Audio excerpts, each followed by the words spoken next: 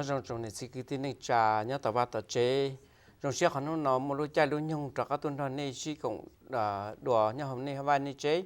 trong này cái tin này trà và trong xe này mua tàu xong và bây từ lò xí cửa cho chúng tôi luôn mong rằng cửa cho cái ổn định chỉ ta lên đây là bây giờ là từ lò xí cửa cho cái đá cái khoa bây giờ để kiến tranh cho nên cái tin này trả lúc thì biển nó cũng là chỉ là biển kiến tranh đầu rồi này để chỉ mua có chính của tôi hai lúc thì biển ta là nó hay thì cũng là thả cho hay thì trong số đông cho bỏ luôn nó lúc học phía ya đã chỉ thiên nữ mua nông thì đã chỉ đầu bê chỉ ta lên đó ít chỉ cũng bây giờ tất cả là sai cho hay thì nhớ đầu bắt đầu của tôi hay lúc thì biển ta của tôi rồi này thì ý gì năng mỗi ý thứ gì chế nhớ họ bây lúc còn trong Hmong Catholic hôm nó bây một tổ chức kia và nên tôi chùa bây của chỉ của cho nên bây giờ là chùa cho nếu họ đã chỉ cho bây nên tôi chùa bây nên trong hai lý cha thì chỉ vấn đề bây giờ một cho nó của trong xe kia chỉ trong cái chữ tôi cũng là bây nó nếu cho ra tới một trong nó ý chỉ một lúc xưa là biết ra tới một trong thì chỉ khi đó này thì lúc li biển nó nhớ họ Hmong Catholic là bộ Catholic thông điệp tây giờ ra tới một trong lý cha để trong xe họ nó có tuần đó ứng sĩ cũng nó trong xe nhớ trong này thì cái tin năng trà cho lúc tiêm họ cho sẽ đời trong xe và nó cũng tàu đặc các tuần chỉ này đùa hậu này và này chỉ thế ấy lúc xưa hơi lu cơ cũng sẽ chờ này sẽ đời là bây giờ ok là bây thảo ok xin chỉ ok lúc nó cũng chỉ muốn ra đời mong rong là bây giờ ra đời mong rong bây giờ lúc đi biển nó cho là nhận trò lúc thắt dính tu nhận trò bây giờ đời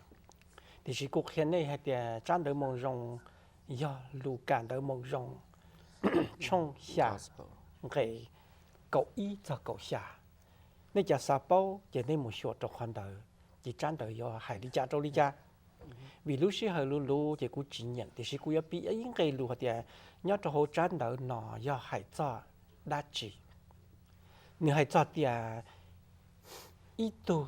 ban chuột tu nếu chuột một tí tu sư tua lúc xưa hơi Giêsu một trò luôn trong đời là ta bảo cái tua là bởi tu đời trong một bọt tre trong một dài Giêsu luôn nửa hành Giêsu trả tu chỉ để sợ đợi con này tua chỉ này Giêsu cho các món trong nửa niệm được gì trong nửa niệm trong một chế lại chán đời một dòng do hai linh đời cái tí sợ đời khi đó này bao hạt tiệt họ nói ít họ và cứ hòa nhận giữ Giêsu qua trong cái đời bỏ cũng cho hai linh đời xứ hai cho này chán đời và để nó một dòng ở đây lần từ xã bao nó chỉ nên một số hậu một nhận hậu vì thế nó mà muốn đâu dạ rồi thả để cụ sa hai đi đâu xứ để chỉ còn là một cho đã các đồ xứ sống sinh cái là cái chuyện nó là chỉ thả cho hay cho hậu trong số đông cho bỏ đua là trong TV blog cho chua nên chỉ nhớ trong tuần này lu từ bây hay cho lu mình cả thì bây họ vision lu họ pia là luôn từ trong số đông bỏ chua bỏ đua nó tôi hay tôi cầu sông nó cầu ít sông nó là có xa có bỏ trong này trà thiết kế bao này trà nhất là hội thảm mà mua ốc khó ít khó do hậu lử đầu lú số đông cho bỏ đua nó rồi mình cả thì mission thì khi họ là thả cho thì lú vision là lú họ phiền đầu số đông cho bỏ đua nó rồi chỉ cái tin này trà và cái chữ là cái chữ là xin cái chữ này tụ lầu này tụ nhỏ cho cụ nhỏ họ xong số đông cho nó để hàng lợi mà nếu bao tư và cho họ lử nó là trò bây giờ không để hàng lợi lúc nào là thả cho ra nó sẽ nếu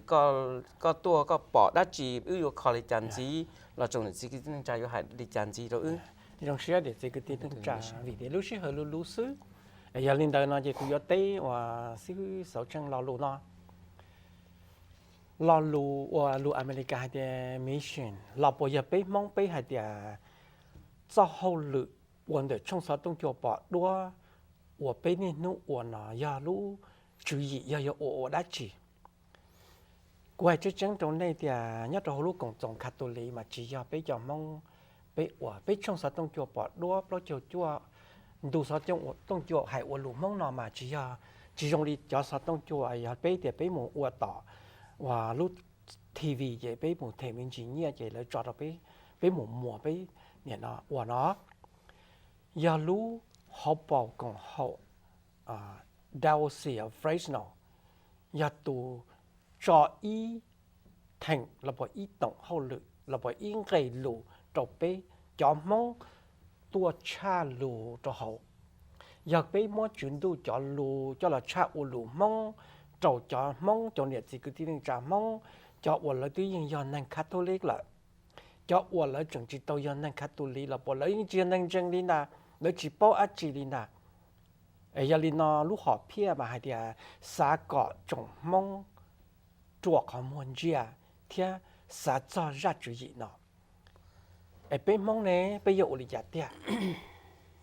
lúc sau tông chùa bỏ đuôi nó ni chỉ ở ô tô bây ở bên tu mong là bỏ bên chọn mong nhớ luôn và lại nó trong hồ Fresno ít thà trả về Fresno xứ là bỏ xì nhớ hồ America tây xứ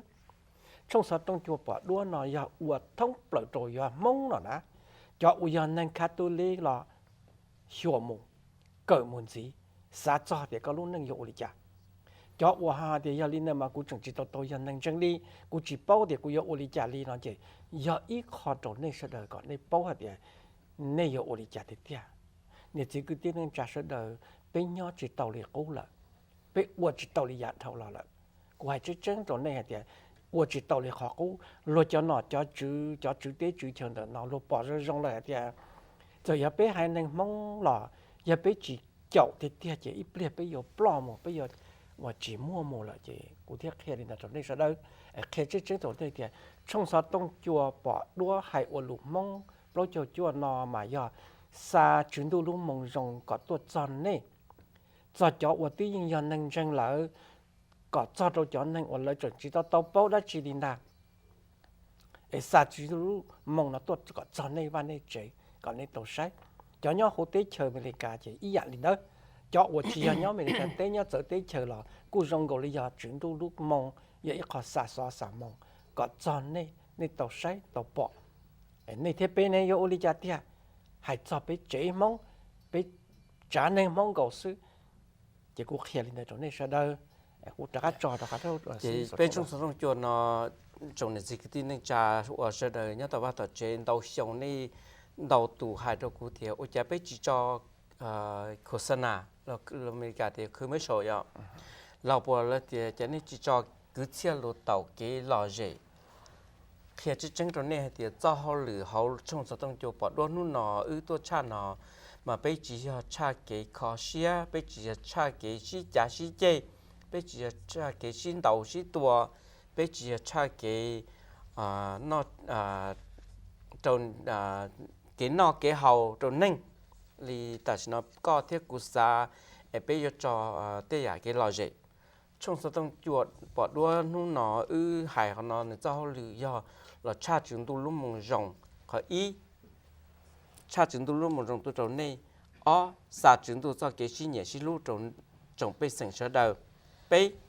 sa cho cái gì ra trồng nâng sờ đầu đi tây cả bê uốn nâng tiền nâng ngầu ý nó bê uốn trở lúc tây chờ uốn trở lúc đi tây tại sao nó ấy giờ li nó bê thiệt trong li nó thì xí lúc họ phiền để nó bê giờ uốn li chăn gì cúi cho nên tất cả mọi người chỉ dùng cái chữ ở này đó là biết sao thì lúc họ phía trong số trong chỗ bỏ đua đó chỗ nó bây giờ là làm gì thế bây giờ đã chỉ nhà chỉ cái tin năng trả sẽ là cái lù và xíu số chân hai nó nè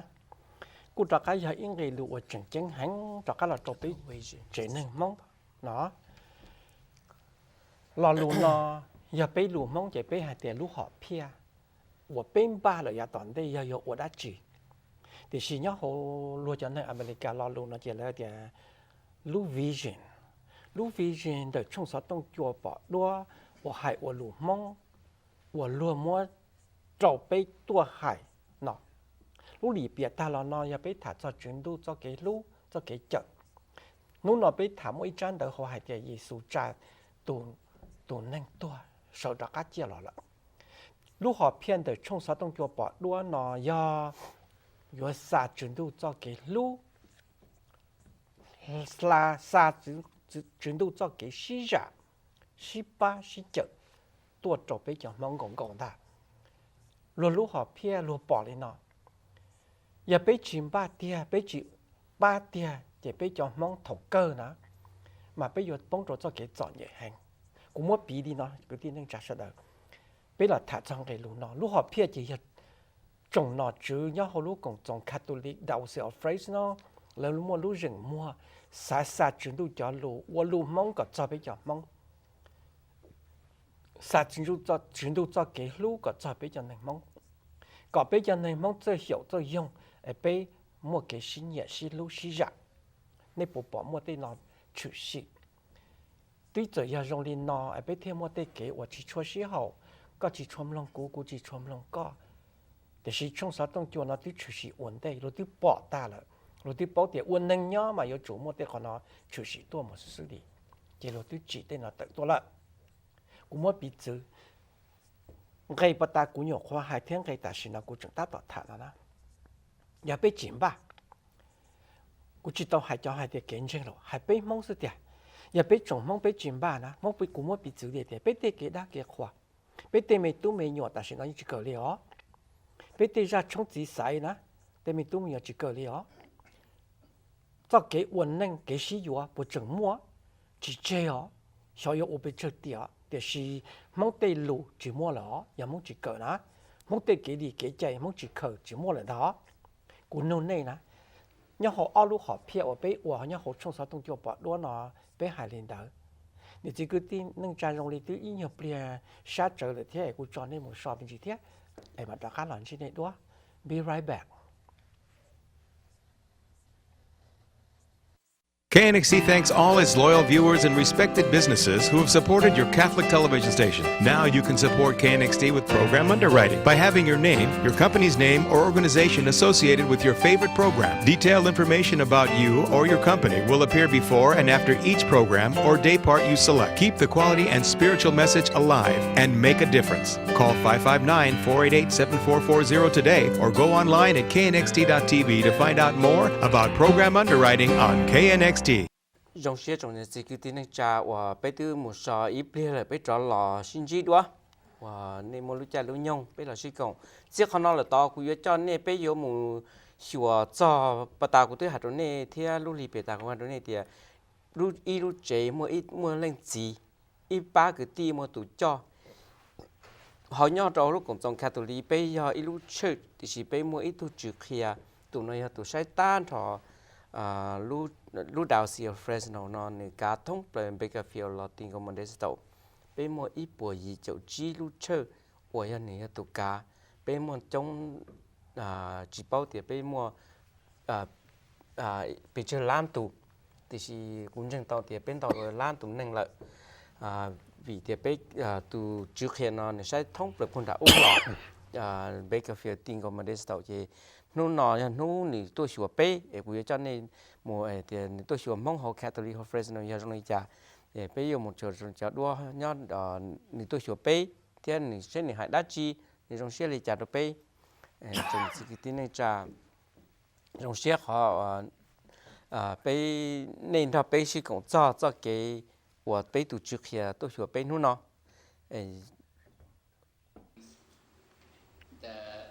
The Diocese of Fresno continue to provide and assist us. And I want to welcome bishops to our Hmong community. We appreciate you to be here today. And I also want to thank you for Mary and Teresa, which is bishop's staff that come along today. TV program was first established. I was the Hmong TV coordinator, and I just want to thank Jim for holding my hand and helping me and going back and forth, and even late night, and he still answer my email. So I just want to give special thanks to Jim. And then now, Cheng has been doing a great deal of work on the station, which I wasn't able to do too much anymore, but I really appreciate all what you have done for the Hmong community. And next, I would like to invite our most Reverend Bishop Ochoa. Could you come over?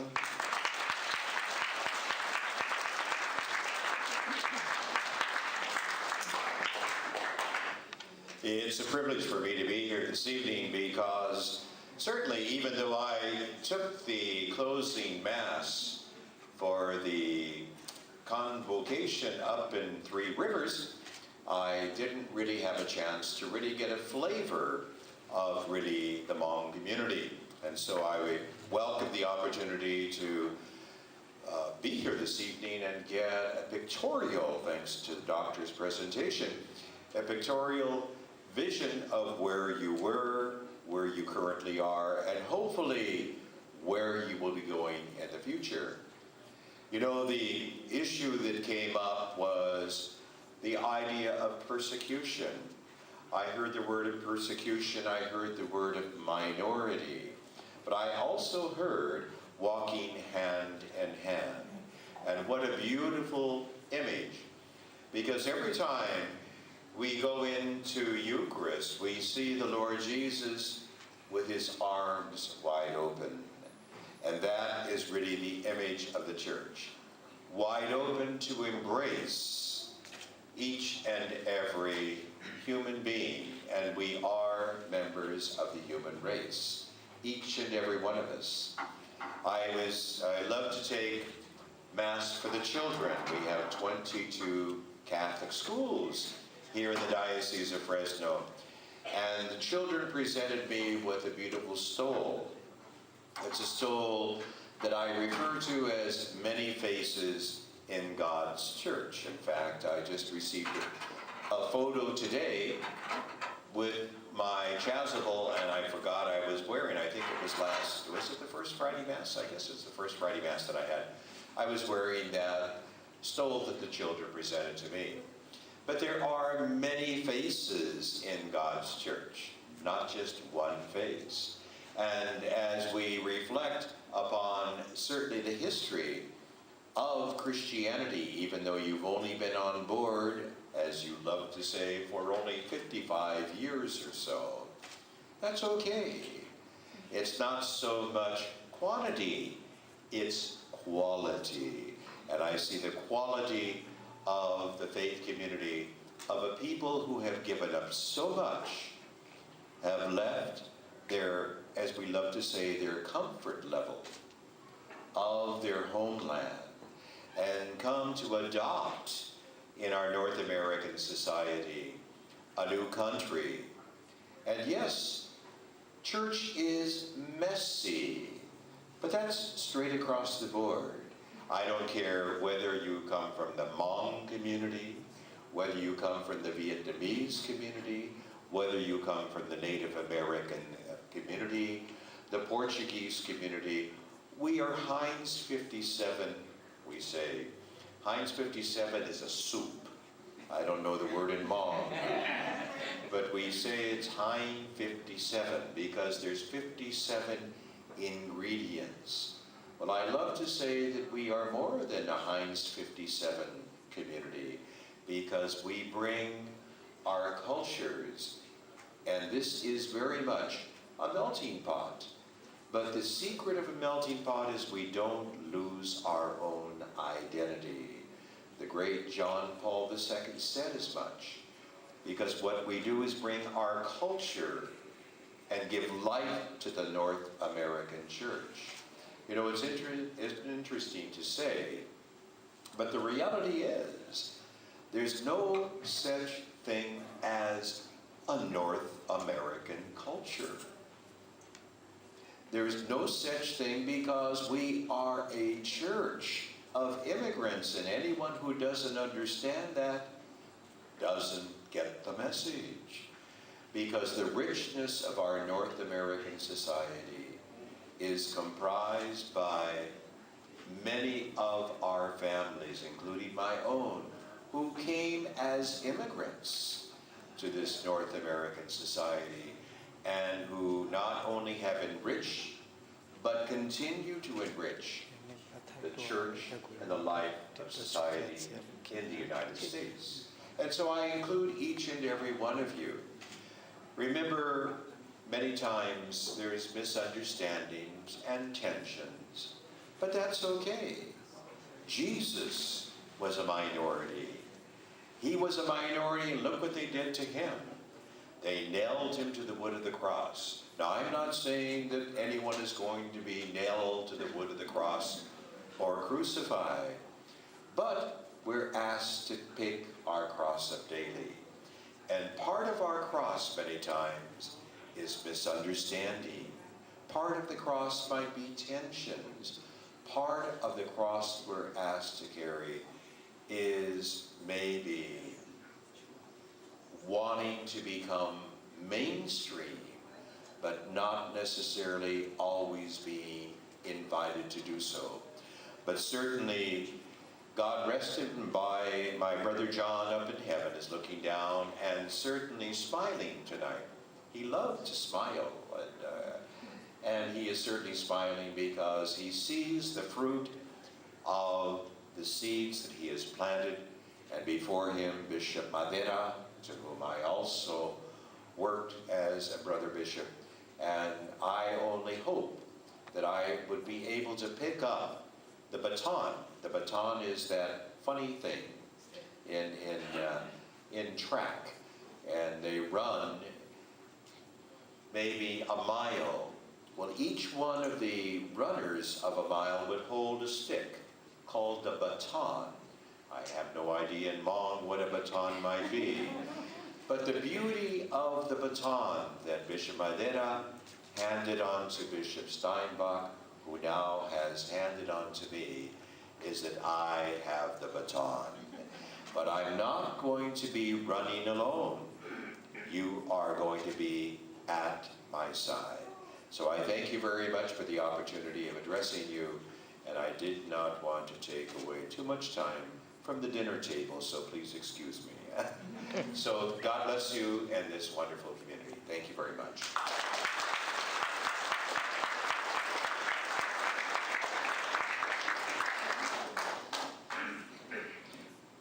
Thank you, Bishop.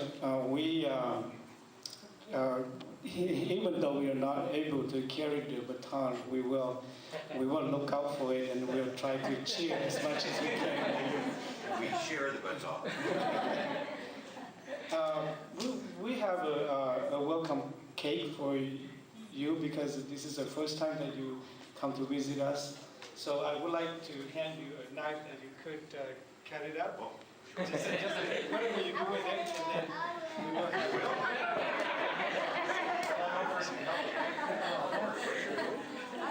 What is your name? Okay, you come over here. And which cake do you want to cut first? You like the white cake or the chocolate cake? Are you sure you don't like the chocolate cake? He didn't like chocolate cake. You don't like chocolate? Okay, you help me. And on 3. 1, 2, 3. There we go. All right. Wonderful.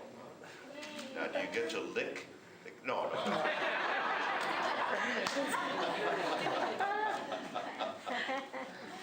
Thank you very much. Wonderful.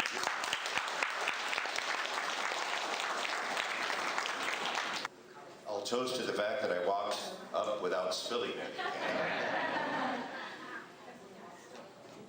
To the Hmong community,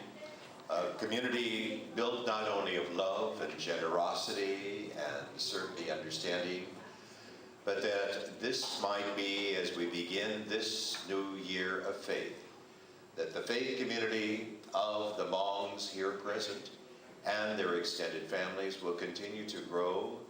and to deepen in their love for Christ crucified, so that they in turn might share this beautiful gift of our faith, won by the wood of the cross, to their families, to the elders, to the children, and to all of those in between. Salud. And in Hmong, what would be the equivalent of salud? Good health. Whatever it is, salud. trong này chỉ cái tin này cha và dòng xe họ này bây giờ là bỏ họ chỉ trước khi tôi sửa bây thì anh cho bây nói ít promo ok họ nói ít họ rộng cơ ít họ bây chia sẻ thì từ đầu này cho nhá tập ba tập chế